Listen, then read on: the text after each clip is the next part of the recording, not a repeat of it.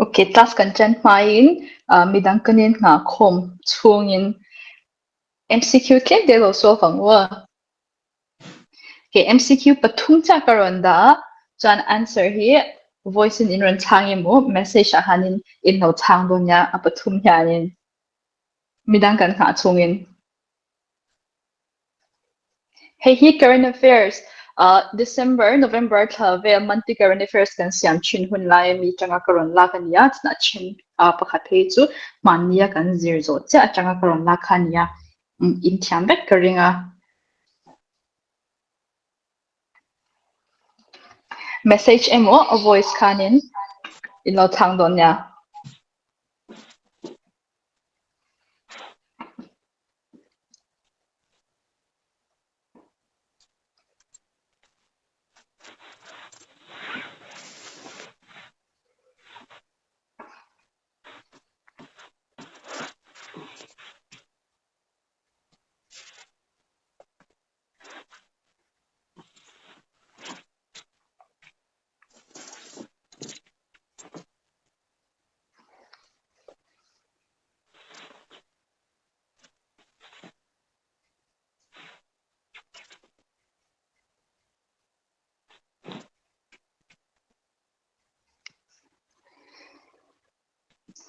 Come on, nguting ni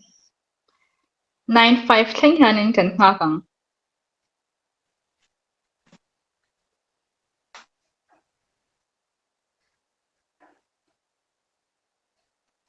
question pathum chawani he.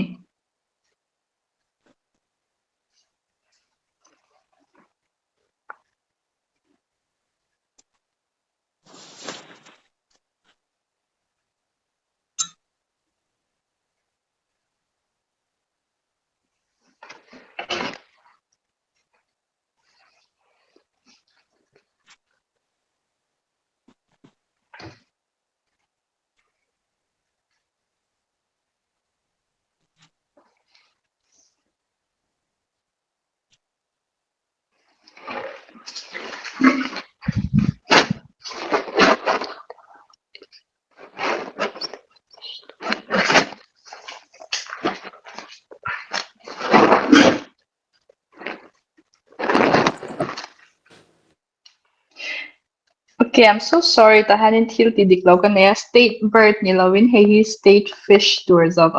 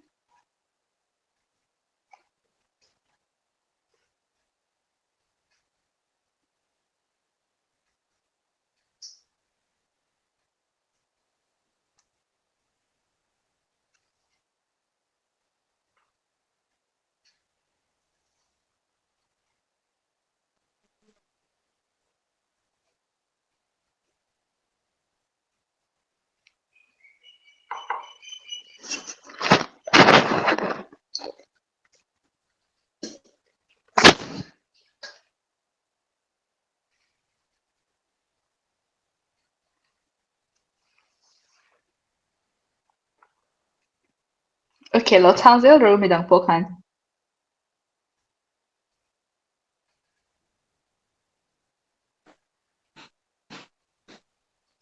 Okay, can start ang. Number one, which of the following states has gold as its state fish?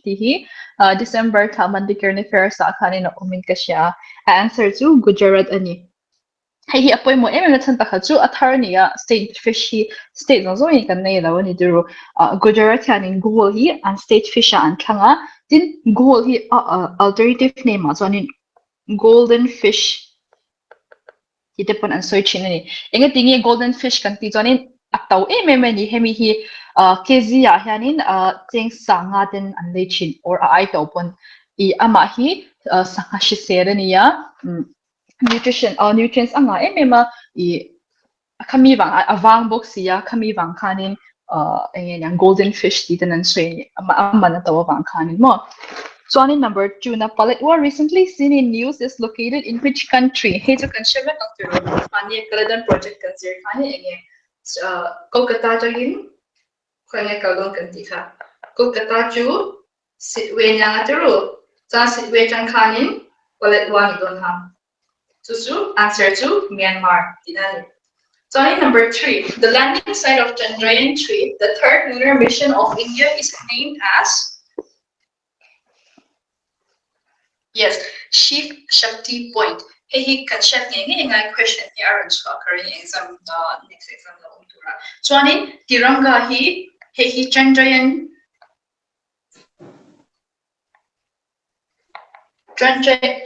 choose ka a crash kan shabek tu ka kanin successful loni mission ka. So we do a crash point ka Tiranga tin and so mingan puani. So tu kan shabek ni tu ro Tiranga tu Chandrayaan 2 crash point kaniya tin Chandrayaan 3 a landing point ka Shiv Shakti point tin kan so ni. Okay, class kan main message pakhat ka donga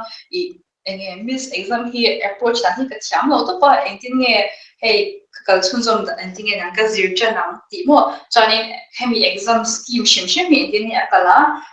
engena UDC nge LDC hi thuzo ti angzo na te kha ar nam ni atam zo chani kan shefek to mi thia amai ro chu engena la shelo te kan o ma khami ho tan khanin ke elaboration ni ke duwa tahan kalau za khamaya ama sabera chonin achung sa chan kan chana India mahanin central services le state services kan ni do central service akanin group A group B group C le group D kan chan chana chonin tahanin group A B ka hanin service som group per group omani omja chu o service som group le group B hi an pa hanin gazetted officers an ni group A le group B ki din he SSC exam through then and recruit la puizel ni emo department exam te po group B hanin achen chen chu china amar chu atam zo ga soni SSC ani lo ko in UPSC through in group A hi an la chen central service B ba hanin so in all India services hi pathum kan niya chu IAS IPS le IFOS te hi he chu kan sa ni ro hemi te pathum hi sarkar na thoka chuanin engin yang he executive ti da chuanin mo sarkar na thok ti ka chuanin okay ko voice of session ti che thei che ta sarkar na thok bi ka chuanin IAS IPS IFOS te hi all India service a chuan October ani ni October ti ya khan IAS chu a top position chu ani sa shima chuanin IS noya che hanin IFS hawan amani amaro chu IFS ho chu ramdanga an tho wangin all India service a kan chartel lawani ma se IS noya hanin designation ani chu IS noya chen IFS ho hian oma IPS ho ai po hanin IFS hanin an hlo hnem zogani IS hanin hlo hnem bera aduta IFS in chumizoa IPS nya chumizoa IFOS IFOS to Indian Forest Service ani chuanin UPSC combined service kan combined examination kan ti hianin heng IAS IPS IFOS kan ti te IFS te tin IRS ti te IANAS ti te IDES ti te kan tang kha UPSC combined service noya khanin an recruit ani tin adang IES kan ti yang ti te Indian Economic Service kan ti yang ti te chu ama in ashanin examination ani lebo kani kan she khyam chi ru khata han chuanin khatyang bok khani state service a po hianin group A group B group C le group D kan chan changani group A le group B te hi state civil service commission tuna po Mizoram a chon MPSC kan nei ta a MPSC hnuaya khanin group A le group B hi atlang puin an la china ni adang po hi an la thei lo ti ni lovin amaro chu exam zong zong kha MPSC nan kontak vek thei lo wang khanin group A le group B hi chu nge nge in MPSC nan la ta a tin departmental exam chin khat te po amani department B ki na exam khami post na exam an lo pai hot B te kha department exam shang te kan nei chin tu kan sha chu group A le group B how he gazetted anita heng how he officer tin kan soi chin ni group A le group B how he officer ania tin group C le group D hnuaya lo tla how he chu officer ti ni lovin employees of state government tin an soi mai don ni tin central service a post C and D hi chu employees of government of India tin an soi mai don ni group A le group B hi officer ania tin state service a hianin Mizoram a chuanin combined service kan nei in service pali chaw an la nei tiro MCS an la MPS an la MIS an la MFNAS an la ni chu state danga chawnin khatang khan an lak ve kher angai lo amar chu civil service police service how hi chu combine han an lang nge tin state danga chawnin an combine hanin forest service la telte equi service la telte judicial service la telte omani mase Mizoram ma chawnin combine kan ti in civil service mo MCS MPS MIS le MFNAS how che an lata a tin judicial service MJS te kan tia khang ho kha ashanin exam an nei le ani chu tuna chuanin kemanin group B ka tum te kan lo ti tani chu group B tuna chuanin Mizoram po MPSC na ron contact to don kan sha MSSB an chat owangin ta chuanin gazetted officer to win kanin prepare ti ani so an kai sang zel the ni to group D chang group C ya group C chang group B ya group B chang group A ya tin group A officers how state service ya group A officers so abi taken civil service le IPS MPS how te MCS le MPS how te hi confer an ni theni na kinzela an service achata an market chata an lo service rate nuwa khanin all India services ISMO IPS anga te khanin an kai sang te zel theni khami kha karon explain zaya example phute kan lo chata entinge a rank asan jan rank san dan demo chu central service ho ka chu an thu jok shim ta chu mi zo nuwa state service alo umtinani so okay, zaina kan zir tu te chu heng ho hin ya topic number 1 na hianin olive Ridley turtles din ya. At second na PM Surya Ghar moved Bichli Yojana kan zir do na. A third na market capitalization. Fourth na open market borrowing. Fifth na electoral bonds. Sixth na Mipui O ti. Seven na Mulberry, Muga and Eri projects te kan zir do na ni. Pakat na kan lut nga lang. Olive Ridley turtles. Olive Ridley turtles, the Hicovela sea turtles, ate barely, atam bera ansoini, hetagaziangen. They are the smallest and most abundant of all sea turtles found in the world. Tin, ang scientific name ahanin, Lepidochelis olivesiatian, mga scientific name hito kan shakher lawan ipoin, kan sinsakher lawan ipoin apoy lava. Tin turtles, they omnivorous and nini. Conscious while China carnivorous and motihi anti China mase. No, they eat both plants and animals. Turtles hi omnivorous and nini. Natinge news at tunay olive Ridley turtles alar kanti. So anin olive Ridley turtles tehi anmania hianin features dang dai tak may anaya. Chuchu vauka ma lokalin ahu hawin anon tui China ni. Sumitsu environment scientific term or environmental term kanti. So in aribada ti niya. Aribada chu a unique mass nesting where thousands of females come together on the same beach to lay eggs. Anti. So chu vaukama khanin anu ho kha ahu hawin aron kala arwalin aron tui ho chinani. So chu tuna hanin news aron lan chan bera po Odisha government khanin mipui na vaukama o hetyang turtles hoina an tui lai khanin sahaman kha akhapani. Achan chu vaukama han mipui kha vakal claim turin an du bangai anmani unnatural habitat anita tru antan chuanin khan vaukam kha an tui na yak ha mipui mishing na kanvati boilo nanin I akhapa chu news aron lan chan ber chu ni ta chuanin India rama olive Ridley turtles te hi khoi munange kan mu kan ti chuanin an tamna ber mun chu Gujarat, Andaman, Lakshadweep Islands, Odisha le West Bengal ate antam berani chu vaukam nai lampang coastal area sa antam bertinani chu chan chu ka soi ang chanin hemi turtles big te hi ahu hawin anon tui chin ni tin turtles hemi olive Ridley turtles many lo luisa dang tam takte po hi khatyang features nei kha an om ve ni I khatya ahu hawa no nei emo ahu hawa ron tui kha chu rookery kan ti chin ni rookery chu enge ni kan ti chanin a colony of breeding animals chu ahu hawa khatya a thil ron ti chin ho kha environmental term chanin rookery antia ta chanin Odisha a Gahir Matha Marine Sanctuary hi Khovela rookery lian bera soyeni ni kan thiam te ro katahan thiam lo vak tur po om chang lata chu kantana poimo chu olive Ridley turtles te chu enge ni kan ti chuanin smallest and most abundant sea turtles found in the world kan sha tangai ni ta chan aribada term kan sha tangai boka unique mass nesting where thousands of females come together on the same beach to lay eggs ti khanya chuanin Odisha a Gahir Matha Marine Sanctuary ku Khovela rookery lian ber ani ti kha kan chin cha angai boka ni aduta kan kalang PM Surya Ghar Muft Bijli Yojana. Hey hi avoina current affairs class avoid khatna lo joint on inshalo me theya amar chu class masa khani solar schemes third prime minister ina a launch zo cha ha kanzir turo engeni kan ti chonin PM Surya Daya Yojana kan soika Ram Mandir an inaugurate tuk chia a scheme run pon thar khania chumi noya choni hemi PM Surya Ghar Muft Bijli Yojana ti hi arun tunahan arun kalpui thar le bogani enge ni kan lawena prime minister ina a launch thar ania an tumber chu free electricity pack ani a main aim a chuanin household 1 crore household chuanga nena electricity provide kha ani ni electricity provide me pyalama khanin 300 unit free electricity pack atum bokani ta chuanin a poisa avain 75,000 crores hi a invest ani ta hianin 75,000 crores hi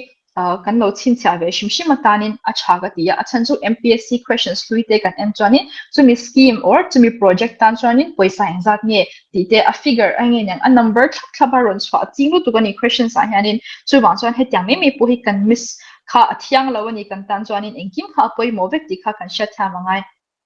chu hemi bichli ti hi vai tong chuanin light soina ni meta chu bang chuanin angen yang a scheme hing hi alo hard of like it point bichli ti in lo ngai to kha chuanin light lampang soina kha lo ngai to top mai ula chu an tumber chu 1 crore household he na han electricity pack ania electricity pack me pyalama thatin unit zathum kha a free in ai pedon bokani hei enga tinge sarkarin hetyang zat poisa electricity a thona pack tur tanin poisa invest kan ti chon an main in pakhat chu electric vehicles promote and too many kan shat to angin COP28 khoi munangen nei Dubai an nei zo cha khan tiro engian main theme kan ti chuanin phasing out fossil fuels kan ti kha kan ja shim shim bangai ino shat tan COP28 Dubai an nei zo cha khanin an theme chu phasing out fossil fuels ta chuanin fossil fuels chu kan man tlem don chuanin enge kan ti chuanin kan motor te mo khatang petroleum diesel mang tlem tur chuanin electric vehicles ha kan promote angai ni amaro chu ina khan electricity kan nei de si lo chuan emo electric bill pe nga tur poisa kan nei de si lo chuanin engtin nge electric vehicles kan promote theyang tiru khami wang khan sarkari na hemi COP28 an malak na India rama aron kalpui dana hanin hey electricity a free pay ka chon inversely electric vehicles ka ani promote hedon ni tin ando ta chuanin increase savings of household kanati increase savings of household tu na te po electric bill December alo zawa December tha chuanin Mizoram po in decorations te kan lo nei ta khami ba khan tan electric bill alo san pha em mani tiro thakhat mek electric bill lo san pha ponin mi an phun na se mema ta chuanin 300 free units thatin poisa ha kan lawin khol the ni chuanin in tin khan in cheng tam tak kha an safe the don tin ani zo kha sarkari na atum berani tin economic sa chon enge kanzir savings an increase choni investment asanga nga through investment asang choni kan GDP kha aron san phalo ni chan chu revenue kha asang do na bangin so engkim kha poisa invest alet kha sarkari na kina ala tel khedon ni tin apathum na chon engi an tumber kan ti chonin environment friendly appliances a item zoga kan lo man the turin gas te ni lovin hey engene electric heater electric boiler kha tang zok te kha mi pui atam zoga kan lo man the turin he scheme hi an kalpui ani adu ta kan kalang market capitalization economics term kan mu hianin a chen khat chu kan lo thlau hmal ringon zela ma se economics zir tur kan ni lo ta chuanin current affairs zir tur kan nia so bangjan a simple thayang berin kan explain dang market capitalization hi hi lo da thapotila engati nge news a aron lan kan ti chuanin Reliance Industry Limited mo tunge nei tu Mukesh Ambani company chu India rama company 20 lakh crore market capitalization pel mas saberni chu ta han apung pui han kan tan chon chu apoi mo berni Reliance Industry Limited chu market capitalization a 20 lakh crore pel mas saber ani ti ha kan chin cha tur chu ani Mase ta chuanin market capitalization chu engi ani ti kha kan sha de shim kha atha atru ta chuanin market capitalization chu stocks trading te mutual fund investment te kan ti chin ni chuanin kan sha market cap ti tan kan soi chin ni ta chuanin a simple thayang vera gan explain don chuanin company alo om tani chuanin he company hi a market value kha intine kan sha tang kan ti chuanin market capitalization mang hian ani company kha andin huwa khanin stocks and money shares kha market a han an shell chin ani tilo so chu an share pakhat value kha kan multiplying an share la shat lo zong nen khan an outstanding share nen khan chu an market value tur chu ni a simple chu a awesome thayang mer chu market capitalization chu enge ni kan ti chani company market value shat the na kha chu market capitalization chu ni me ta chani Reliance Industry Limited chu market value wa 20 lakh crore ain ataw to zok ti na ni chu so India ra ma hiani India ra me pon lo in the market no in general large cap mid cap less small cap kan nei ta large cap a hiani market value 20,000 crore aya sang how companies how ka large cap kan ti china chuanin 5,000 crore changa 20,000 crore in car how ka mid cap tin kan soi china chuanin small caps how chu 5,000 crores aya claim how ka small cap kan tani tang hi mutual fund investment atana undetermined chani large cap how hi a risk sang lo ka mid cap how hi a risk claim mina ja small cap chu a risk nyam do jok tin soi chini ma se a risk asan po le a return po kha sang je la kha chu chang sa da tru okay chu soi to ang khani market capitalization na kan shi tham lo ni point kan sha turber chu Reliance Industry Limited kha market capitalization na 20 lakh crore a pe la ni ti kha India ma siber le om chun ala ni ri ani do da kan kalang open market borrowings he po hi ngatinge news sa aron nan kan ki chuanin Mizoram Sarkar Mizoram government hianin 80 crore chang paisa apuk do na chu open market borrowing mangin ti do na ni ta chuanin kan tan chuan enge ni open market borrowing kha lo poi mole ta chani state sarkar oma through state government oma chuanin central government ombukta central government federal state kan ni wa central state kan share shanga ni tro ta chuanin state hianin central atangin paisa kha apuk the ni ma se central sarkar po hianin RBI atangin paisa apuk vele thei bokani so may piala ma state government hianin RBI hian atangin direct in paisa apuk thei bokani ta chuanin open market borrowings to state government ina RBI hian atanga paisa apuk thei dan instrument pakhat ani ta chuanin OMO ti tan kan soi china tin OMO mai ni lo adanga chuanin ways and means advances kan ti te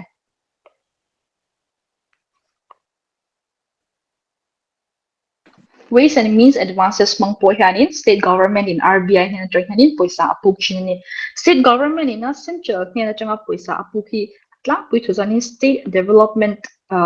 loan ti nan soi tlang pui zela and atlang pui zokin hei central zone in state hian hianin paisa apuk ngai lovin centrally sponsored schemes angen all central sector scheme te lo om to sa kawang khan state government zone in RBI hian atang hianin paisa kan puk tlang pui zela ni RBI hian atang min lo external financial institutions nang kami na jang bokani state po han paisa puk thaya amaro chu a risk ka asan zo ka khan RBI hin jang puk hi also may ani chason open market borrowing su engen ni kan nozir chang tunaga soi to ang khani state government ina RBI hin jang paisa puk theda na niya ma se ta chani state government khan RBI hin paisa ka puk du avati tani tuna po Mizoram government jon in 80 crores and puk du ne mo RBI hin hanin 80 crores min pero avati tani amar chu RBI khanin paisa ha aron pinghal don lo RBI khan chu tyang za paisa ka nei ne malo ti ni ta choni ma se state khanin amam bo box ya 80 crore kha inting e ti ang RBI khanin financial institutions dang mo banks ni mo insurance company ni mo private company eng po financial institution shim ne na khanin attender ang ina wa chwani chu hey Mizoram sarkar hanin 80 crore an mamwa paisa lo pukti ro avatita avat chwata ni chon hetanai financial institution shang khan ole keman kalo puti rang keman kalo pukti rang tikhan antano ni chu ta ni chu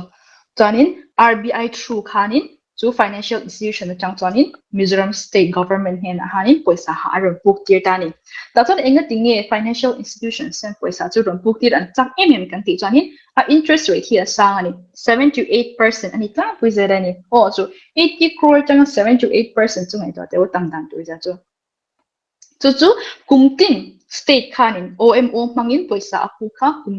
kumtinin voin hi arola ngai ni voin hi arola han a interest nen mo kumtin voin hi arola ngaya tin kumsom atanga kumsom panga chungin arul zo vek angai ni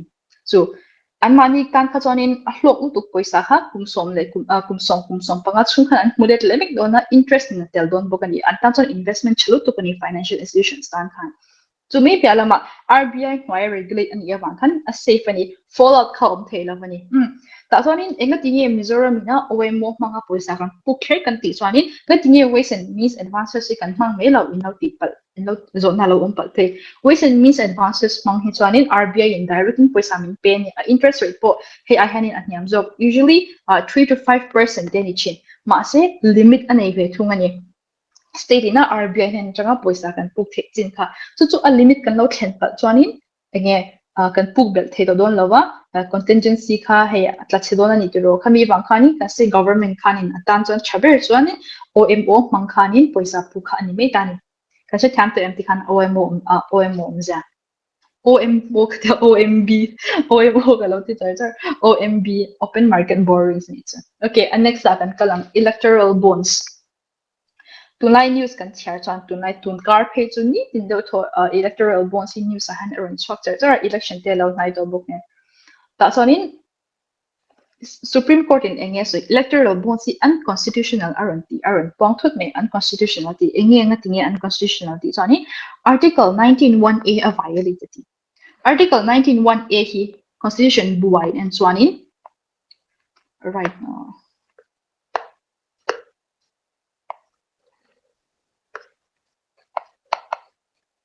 freedom of speech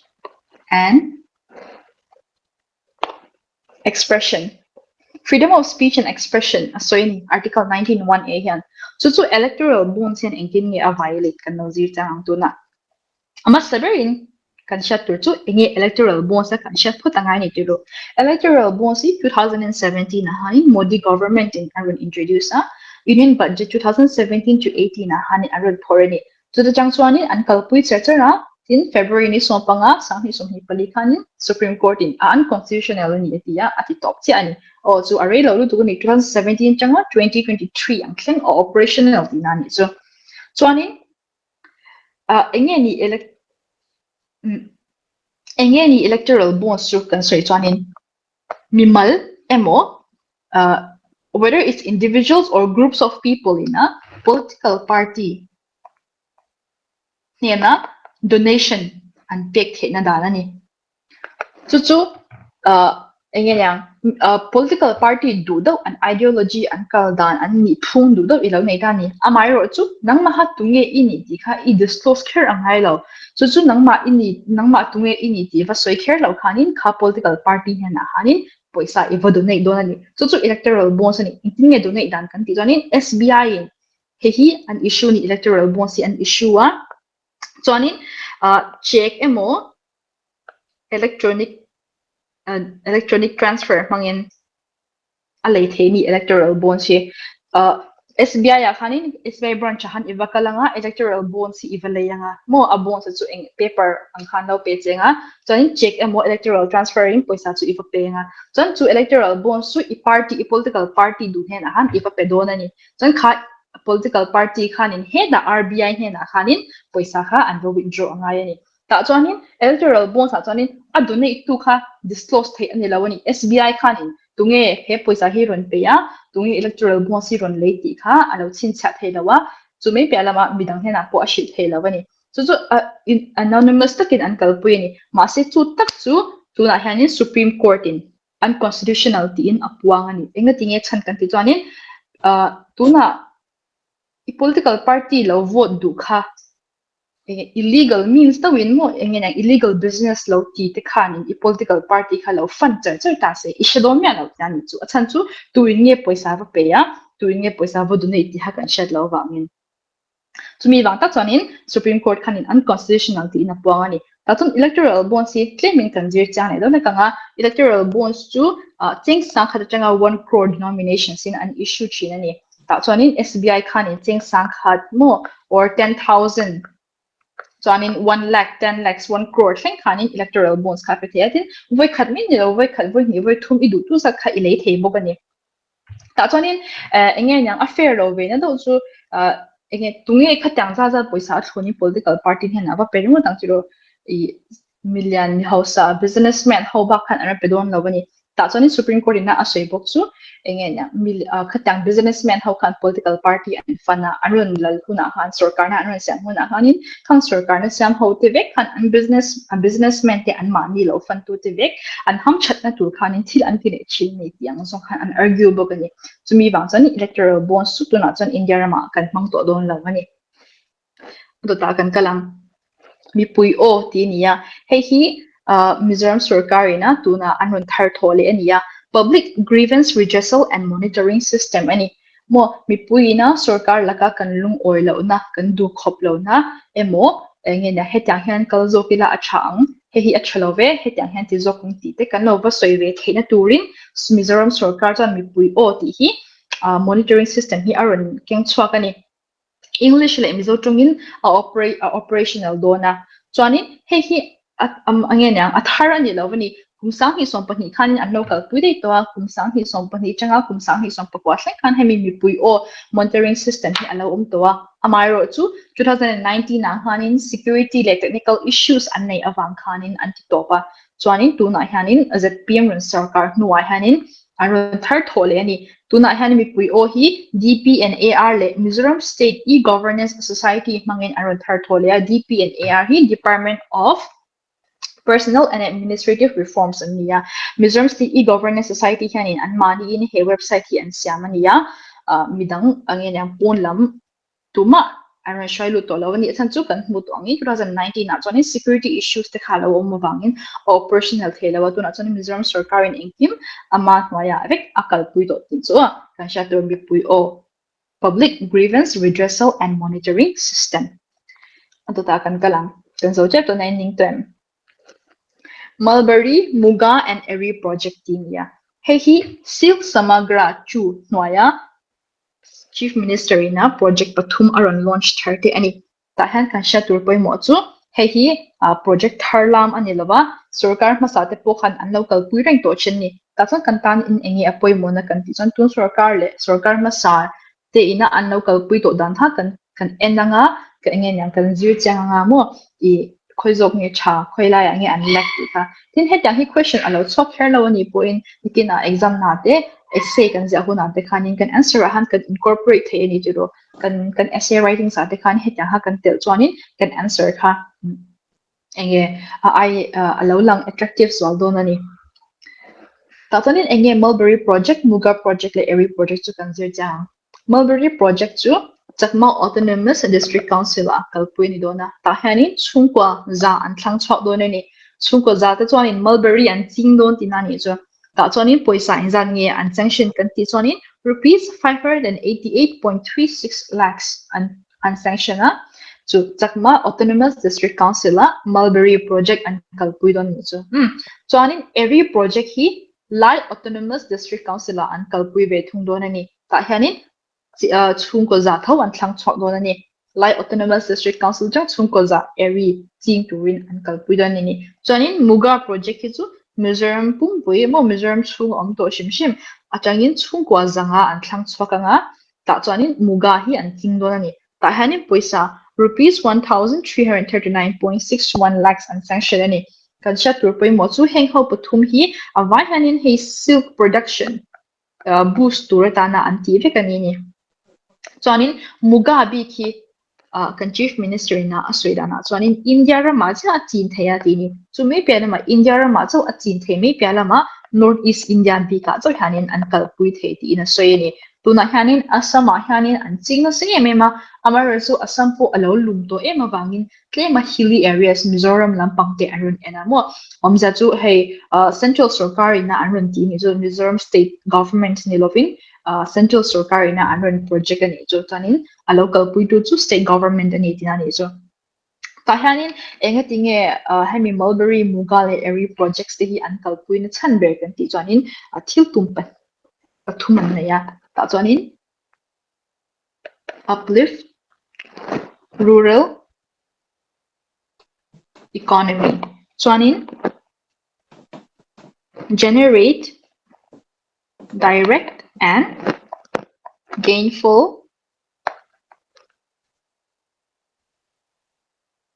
employment chuanin Mizoram chuanin kan ramngote mo kan ramngote me kan bolwak ti cheber tu chuenge ni kan ti chuanin jhum cultivation ania asan chu agriculture sector a tamzo kan la om ho chu jhum cultivation kan tin sani chimi chu jhum cultivation hi cancel out a enge nya hemi silk production a mi tamzo te kan nawi invest in tu mo he tu na te po awai ani chung kwa zanga zru za sari chung kwa za sari chongena silk production and local pui chuanin jhum cultivation kha an kalsan don tin ani chu ta chon kan environment po khan alo chat pui pha don ni chu hemi te pathumi an thil tumber pakhat ni bok tani o chu rural economy mo chung ko tamzo kinna eile in unlock na alo thal jok zalnan tin apani na chon direct and gainful employment an mani chung ko me pela ma hani bidang te buka an lo chorve le thedon ani mekina han alo chandan jel nu han chanin jhum cultivation atlem zoka kan kalpui the turin ani chanin top number chuanin hei soifia lo tu tur ang lo ma se point kan sha tur tani EFTA European Free Trade Association hi news a aron kal na se ma se hi finalize an ni lawa tuna hanin India ne hanin free trade agreements yang tumani pharmacy lama amaro chu India ne han anin agree thei cha lawa an enge yang an contract kha an na soifu thei lawani khami wang khanin an la kalpui twan tling cha lawa amaro chu ke mai tan na poimo chu an agreement a chu thushan lo ni ta se European Free Trade Association a hanin European countries padi ten oma hemi member padi te hi kan chat nge ngai nyo Norway, Switzerland, Iceland ne Liechtenstein ta kalam dik lo mai the ka shibik lo chanin Jerkin in Chief Minister Karen ne February a khanin chu chu apinga han chompai soren ania anni hi an chung kwa hi Jerkin government hi an kalpuina sakhop meya ama ha cha khan a u nau pa kha an Chief Minister ania tuna ama hi Chief Minister aron ni le cha chuanin an hnuaya po khanin tuna a minister te zin a po khanin ange an nephew nge a unau pa fa ti verang te pu khanin la lut le an sarkar hi tlemin an boy do leka ma se news momal char lu tuk tur ala om lawa chuanin a top number a chuanin prime minister in Abu Dhabi ya mo UAE a first Hindu stone temple a hongani a minga chuanin babs anin ti meya chu chu bocha swasi Sri Akshar Purushottam Swami Narayan Sanstha tinia hi India Rampona first Hindu stone temple ani don tinani chu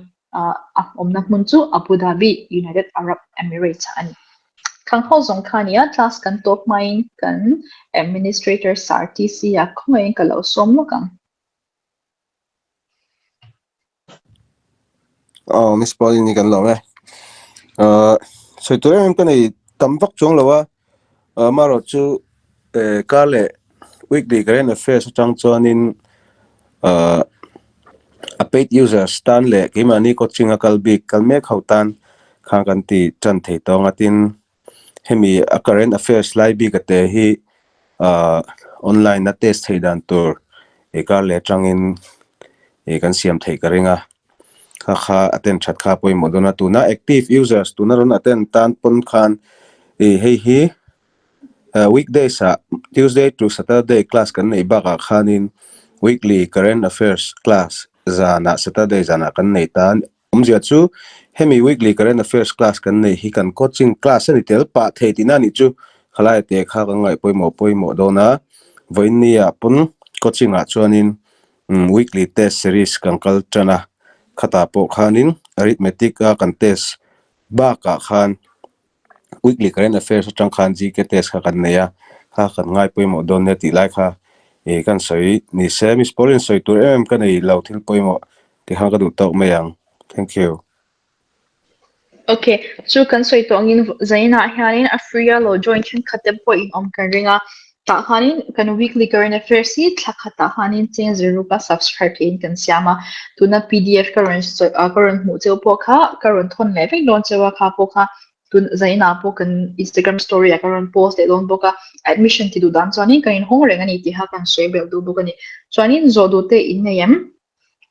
miss khami ha ka sha thiam lo do ti te mo kha kha han soi fia le do lek te ti te in nei chanin kun ko honga ani lo chanin zan in tan chanin kha chung khani me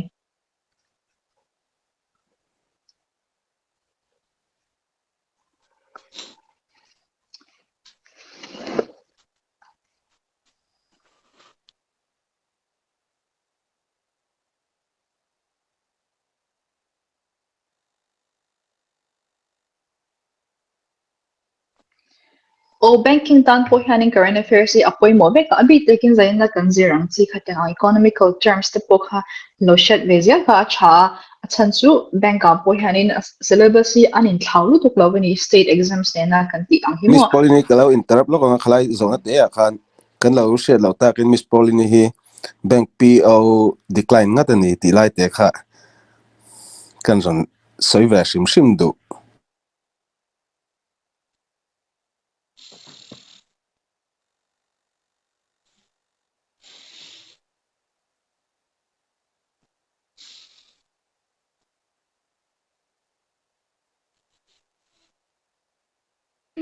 okay zona dang an om lo chani kha zo kha kan class ni yo thank you class